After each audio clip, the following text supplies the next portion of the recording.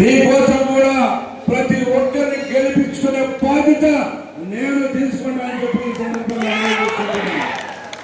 అన్ని కులాన్ని సమానత్వంగా అన్ని కులాలకి అన్ని పదవులు అందే విధంగా నేను తీసుకుంటానని చెప్పి ఈ సందర్భంగా మనవి చేసుకుంటూ ఇక్కడికి వచ్చిన పెద్దలందరూ కూడా పేరు షాక్ పడితే మనకి అభివృద్ధి పడవలో నడుపుతుందా అని చెప్పి ఈ సందర్భంగా నంబర్ 1 అది.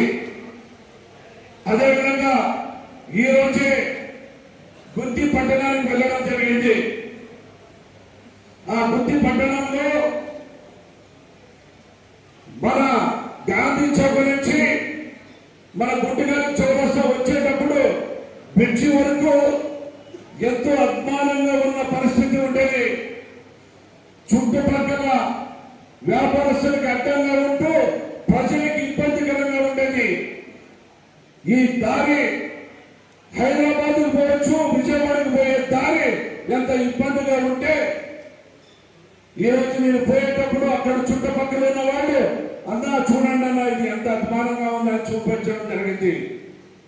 దాని భాగంగా ఈ రోజు ఆ పాలకులు గత వైఎస్ఆర్ కాంగ్రెస్ పార్టీ పాలకులు దాన్ని ముట్టుకోవాలంటే కరెంట్ షాక్ వస్తుందని చెప్పేసి భయపడి ఆ పనులు చేయలేని పరిస్థితి మీ అందరికీ తెలుసు.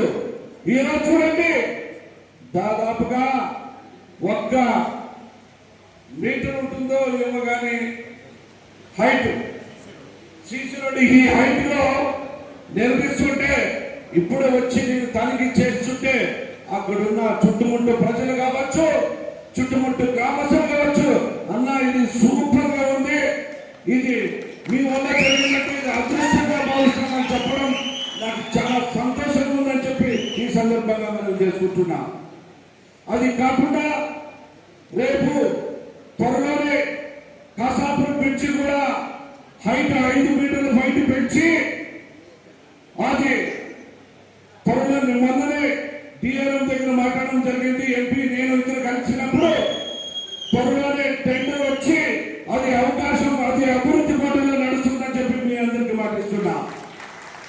ఆ పాత బ్రిడ్జి అట్లా ఉంటుంది, ఆ పాత బ్రిడ్జి అలా వస్తుంటే ఇలా కొత్త బ్రిడ్జిలో పోతుంటే అది ఎంత ఆనందంగా ఉంటుంది. ఏ బస్సు పోయినా కూడా ఇబ్బంది కలుపుకోకుండా చేసేది మన బాధ్యత అని చెప్పి ఈ సందర్భంగా మీ అందరికీ మనం చేసుకుంటున్నాం.